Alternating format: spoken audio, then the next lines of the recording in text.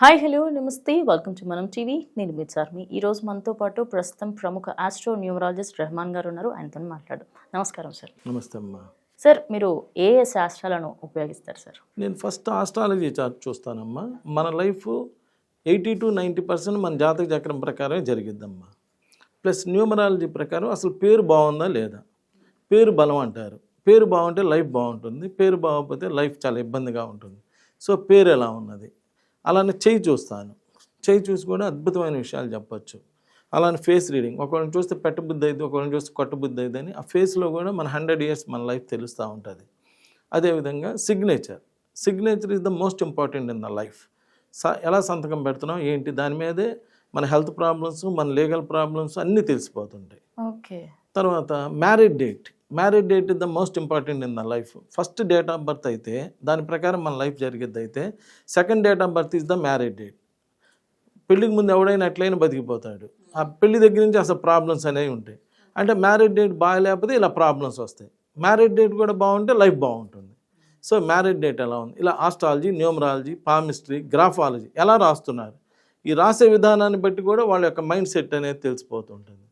అలానే face reading, signature analysis, marriage dates, ఇలా ఇన్ని శాస్త్రాలు చూస్తాను. నేను చూసి ఒక అద్భుతమైనటువంటి రిజల్ట్స్ ఇవ్వటం జరుగుతుంది.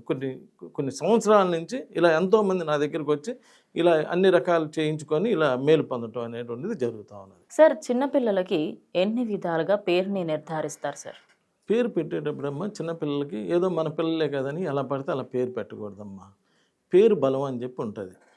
ఆ పేరు బలంగా ఉంటే వాళ్ళ యొక్క లైఫ్ బాగుంటుంది. పేరు పెట్టేటప్పుడు డేట్ ఆఫ్ బర్త్ చూసుకొని, వాళ్ళ యొక్క date of birth, time of birth తీసుకొని, అసలు వీళ్ళు ఏ లగ్నం, ఏ రాశి, ఏ నక్షత్రం చూసుకొని దానికి తగ్గట్టుగా చక్కటి పేరు పెడితే లైఫ్ అనేటువంటిది చాలా బాగుంటుంది. ఇప్పుడు జనరల్గా ఏమవుతుందంటే మన పిల్లలే కదా ఏదో ఒక పేర్లే అని చెప్పి పెట్టేస్తారు. వాళ్ళు రేపు పొద్దున ప్రాబ్లమ్స్ ఫేస్ చేస్తూ ఉన్నప్పుడు ఈ ప్రాబ్లమ్స్ అన్నీ ఈ పేరు వలన వచ్చినాయి అనేటువంటి విషయం వాళ్ళకి తెలియదు. పేరులో కొన్ని నెగిటివ్ నెంబర్స్ ఉంటాయి. ఆ నెగిటివ్ నెంబర్స్ ప్రకారం మన లైఫ్ నడిచిద్ది. పాజిటివ్ నెంబర్స్ ఉంటే పాజిటివ్ నెంబర్స్ ప్రకారం నడుస్తుంది.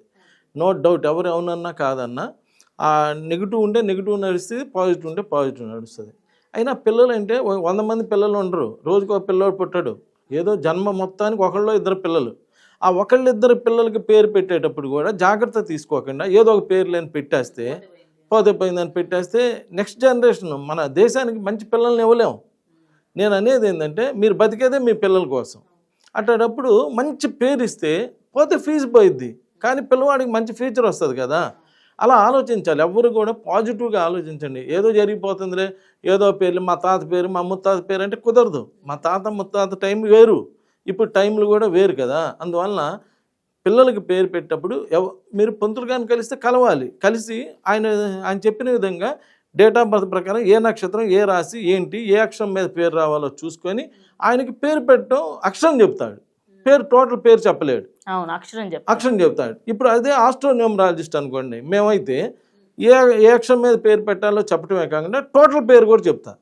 ఇప్పుడు సపోజ్ 6 మీద పేరు పెట్టాలనుకోండి, పంతులు గారు ఏమంటారు, 6 మీద పేరు పెట్టాలి, రోహిత్ పెట్టండి అంటారు.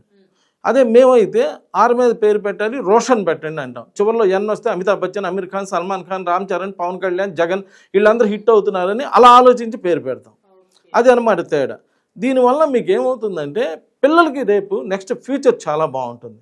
సో పిల్లల పేర్లు ఎలా పడితే అలా పెట్టొద్దండి. చక్కటి పేరు పెట్టుకోండి, మంచి లైఫ్ ఇవ్వండి పిల్లలకి. నమస్తే. Thank you.